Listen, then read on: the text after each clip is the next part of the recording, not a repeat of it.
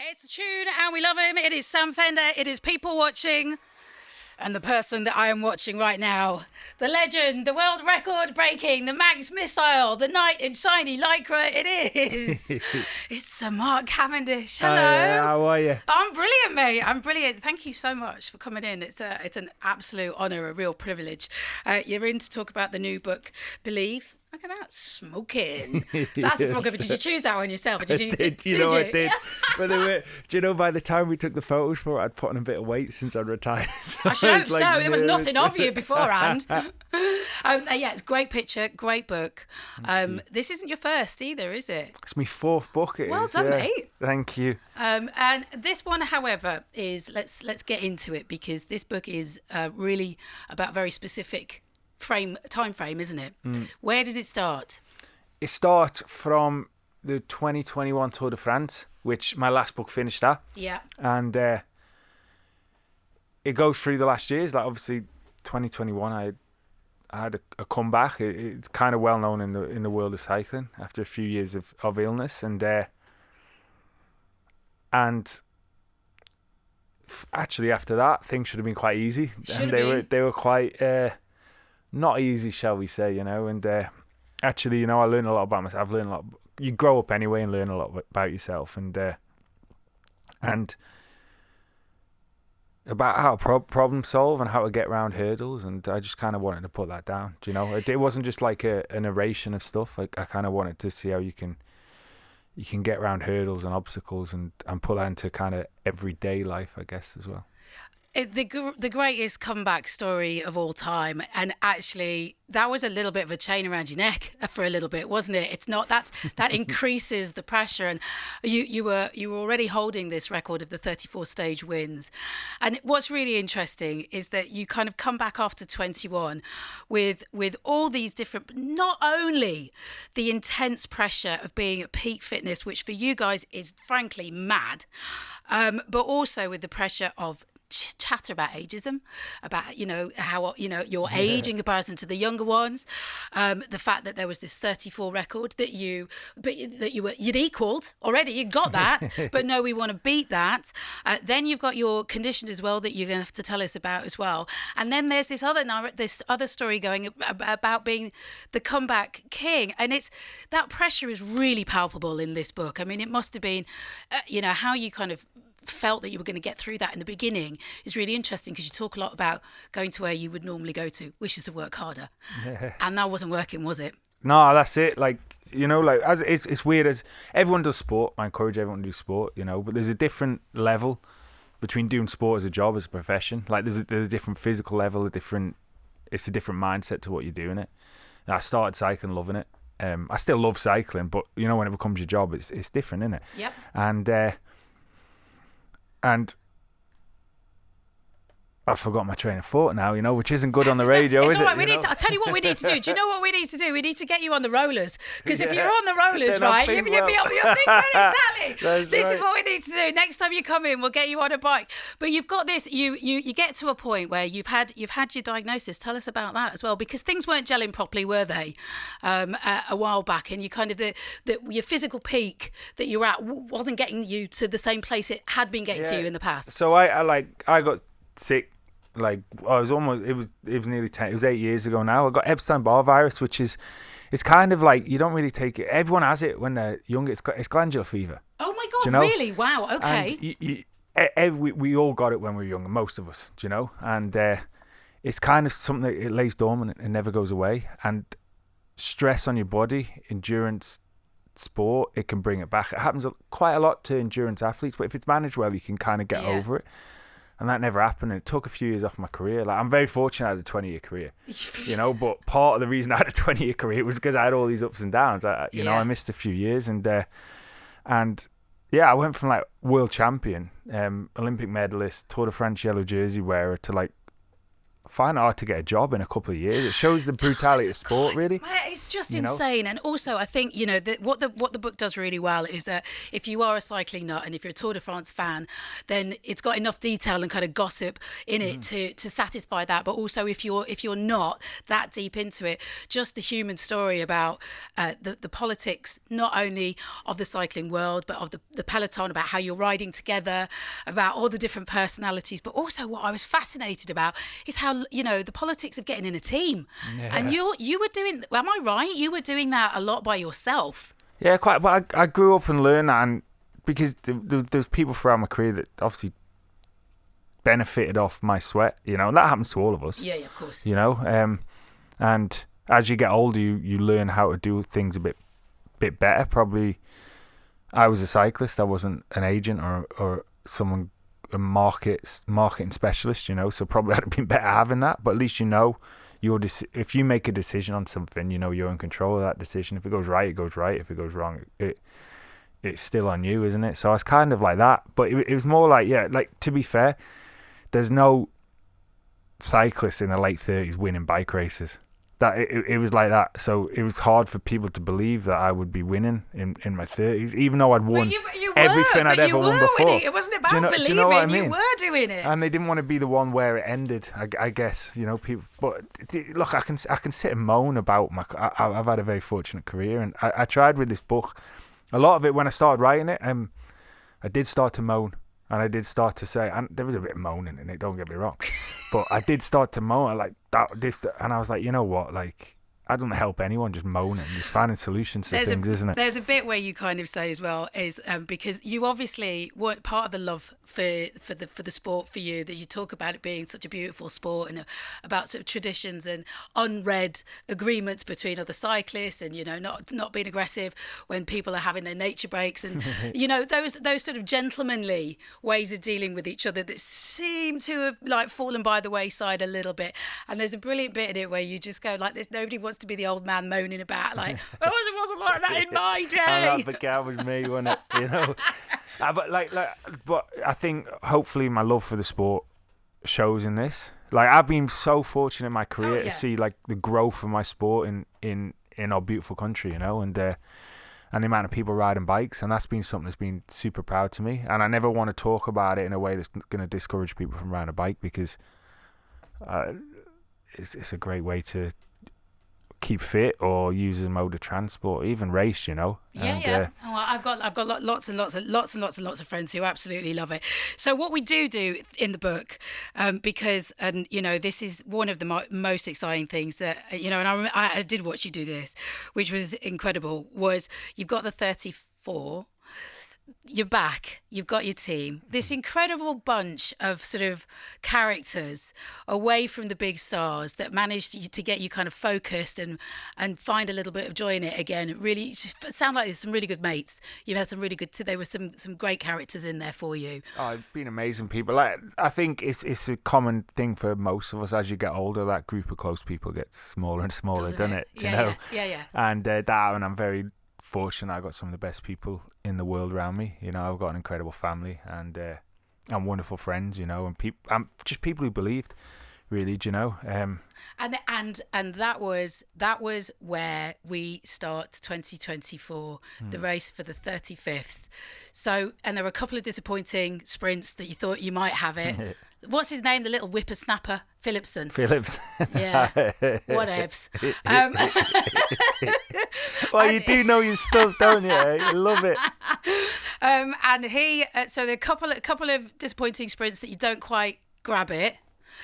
And then the race comes where, at what point, right, in a race, do you know that you've got it in the bag? I mean, we're talking 10, 20 seconds, right? And that's how long you're really going full speed at. Yeah. Can you imagine? We're going at nearly 50 mile an hour when we're sprinting, but it's kind of everyone's doing the same speed round you. Yeah. Hopefully a little bit slower, but they're doing the same, so it kind of moves at a bit of it feels like it's moving at a slower pace, if that makes sense. But over years, how much someone can make up on you in the last few meters. So if you kind of don't feel anyone next to you when you launch your sprint, you kind of know it's in. You have a feeling. I had a feeling that whole day. I talk about Yeah. it in the book. I had a feeling that day, like I planned that day was it perfectly suited to me. But obviously you can do what you can do, but there's 200 other bike riders there, all going for the same result, you know. So you just can't control what terrifying. they're doing. It's terrifying to watch. And so yeah, I was kind of in a zone that day. Yeah, everything, like all these different colours and bikes and noises moving around you, Yeah. and you just got to navigate that to get a good shot at the finish. And then once I launched, I kind of knew. Do you know? That sounds arrogant, What? but No, I it's kind of knew. you're the Manx missile. If you launch, no, you're going to get it. And you cross the line. What's going through your head as you cross the line and you've bagged the 35th, making you a world record breaker? Do you know what? Like, in my head, there weren't more. I'd won a Tour de France stage. I'd won obviously 35 of them. Yeah. I'd won 34 before, and everyone had felt exactly the same. You know, it's a Tour de France stage. It's what you live for. It's what a bike rider dreams of doing, is winning one stage of that race. So regardless of what number it is, it feels the same. But then it really did. Like, it sounds like I'm over dramatizing, but metaphorically, it felt this massive weight lifted. Yeah. It really did. Just because it was all I'd been. It was kind of what whether it was my narrative or someone else's narrative, it was my purpose, wasn't it? For them last year's was just to, like, it's kind of, I'd won everything I could ever win. So you had to find things to win, and it was kind of fine. If you didn't win that, it felt like a failure, even though you'd won everything else, if that makes sense. Well, look, we'll talk again in just a second, but I guess this is that story, isn't it, of how you had to go back to leave the sport the way you wanted to. Yeah. So what's his name again, the kid that goes really fast down hills? Tom Pidcock. Will you say hello to Tom Pidcock and tell him he's bonkers for me? I will do, yeah. I'll message him after well, this. yeah, tell him. I was like, because I'm obsessed. Because, like I said, I've done a little bit of downhill skiing, and how fast is he going? Yeah, but probably the same speed as you're going in downhill skiing. I doubt slower, that. maybe. I doubt but he's going that. for, I don't know, we often push like over 100k an hour, so 60 odd mile an hour going downhill, you know, but That's insane. You guys are absolutely bonkers. You've got the same look in your eyes as those downhill skiers. What I love about this as well, and I kind of, like, I suppose speaks to what next, is your relationship with it. Is it Gleb? Is it? Gleb, yeah. Gleb. Yeah, Gleb. So tell us about Gleb, because that's a gorgeous little transition for you as well. Yeah, Gleb, he was just this lad, he's a massive lad. And I joined this Team Astana, my last team, like kind of out the blue, in 2023, and there was this one lad there, and he was like, he'd been world champion before on the velodrome, but juniors, like under 18s, and he's like a mountain of a boy, but he's kind of had this old school mentality, and you know, I always, like, something I did during my career, I was like able to. And it comes from people who were able to get the best out of me. Sure. I understood their methods to try and get the best out of somebody else, and the most important thing in that is listening to someone and trying to understand their way of thinking and trying to get them to understand your way of thinking. But this lad, anyway, he was physical specimen. Yeah. He wasn't winning. He was a as unit. a professional, absolute unit, and he wasn't winning much. But he had this really old school mentality. But no one had ever shown him or taught him. So he was basically going out as fast as he can and then running out of steam and coming back and going out as fast as he can. Exactly. He was constantly tired. He was constantly hungry, and it was like there was no, you know, science and sport has moved on a lot, hasn't it? Sure. You know, and actually cycling was quite late to move to actual, like, real statistics and scientific data with stuff, and but he was still stuck in the old ways. And you know, there's ways to utilise it. Don't get me wrong. I'm not a big fan of science. I like racing. It's about crossing the finish line first, you know? And so I'm not going to take all that and say you have to look at data and stuff, like, as a religion, you know? But you have to kind of understand where you're at. And, it kind of took this lad under my wing. It was... you could see potential. He was a nice kid as well, you know? And like with anything in life, you can shout and scream and, like, talk to someone with detriment, but you're never going to get something out of anyone unless you educate. Education is the best form of productivity, isn't it? And do you think like, because that was really, it was a lovely moment because you were able to kind of, sort of be mentor to someone. Is that maybe part of the plan later on? I mean, do you know what I mean? Because God, that years of peak knowledge and expertise. Do you know what? Yeah, like I think I always kind of wanted my own team when I stopped, like, and I'd kind of like that to happen. I can't. Maybe it'll happen. Hopefully it'll happen soon. I can't really say much, but I'm just going to let you talk. But at this point, I think like I always tried to. I love my sport, love it. Yeah. And like, I mean, you can see absolutely it. It's love pouring out of every pore of you. It really is. And I love other people loving it, and I really want it to grow. And I was never like I was always kind of a catalyst that people had to adapt to in terms of how I am as a rider, and I'd like to continue that with what I do. And I really think there's a lot more this sport could grow in. I'd love to be a catalyst for that. And talking about that, the kids, one of them's got the bug. Yeah, Casper. Is Casper got the bug? How old is Casper now? Casper's 7. Okay. He thinks he's a Tour de France professional. He is a Tour de France professional. There's going to be a junior team that he can join. Is he? And I mean, how is that for you? Because I think as well, is your eldest involved in the industry of it? He's managed to get himself involved somewhere, hasn't he? He has. Yeah, he's been round. He does photos. He's done a lot of work for me actually. My eldest. He's really good with people. He's good at organisation. But look, it's easy to open a door in cycling for my kids. That I can't. It's not lie the point, about though, that. is it? It's not the point. But you can't hold someone's hand and walk them through, and that's with all my kids. With everything they'll do, I will support them and open any door I can possibly do as a father. But I expect hard work from them. What's the chat going to be to Casper if he comes to you and says, "Dad, I want to do this"? What's the line?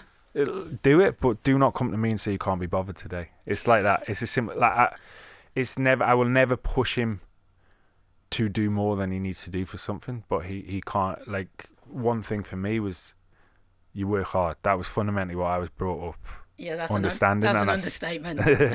But that's something I instill into my kids. I'm not a pushy father by any means. I support anything all the kids want to do, as long as they commit to it.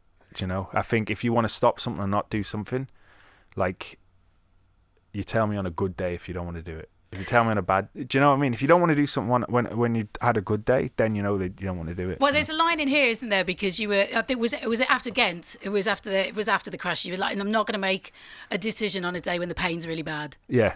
Yeah, it's so wise. The wisdom of that is insane. It really is. You just can't do that, can you? You've got to make a decision on a good day. That's exactly right. It's a good philosophy to have that, I think. Your beautiful wife, Peter, and the girls as well.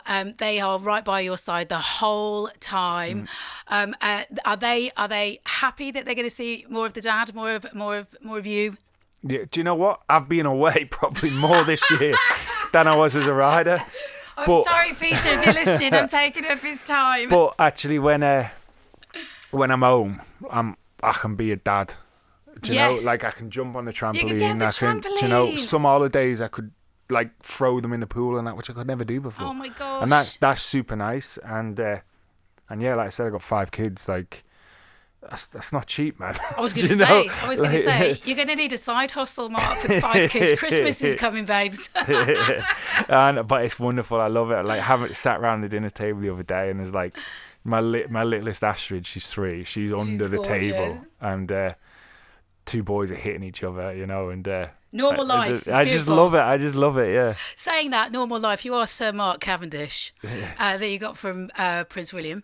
Was that a good day? That was a wonderful day. Yeah. There's a big smile on your face when he's giving you your award. Did he say something funny? What did he say? What did you talk about? Do you know what he said? It was even. He said, like, I've been wondering the last few years when you were going to be coming. He did say that, and I was well touched by it. That's amazing. Yeah, like, it's a massive honor. Like, I can tell you, I'm the proudest athlete in this country to ever pull on the jersey of the flag we were born under. Like, I'm so proud, and to be honoured like that, it was It was amazing. It was amazing. You're going to make me cry. You're going to make me cry. Mark, it's a delight to have you. I'm so happy for you. I'm so happy that you've left the way that you've wanted to leave the tour. Mark Cavendish, Believe, Achieving the Impossible is out. You can read it. It's a cracking read. You're a legend. Thank you so much. Oh, thank you for having me. What a lovely chat. Thank Mark you. Cavendish.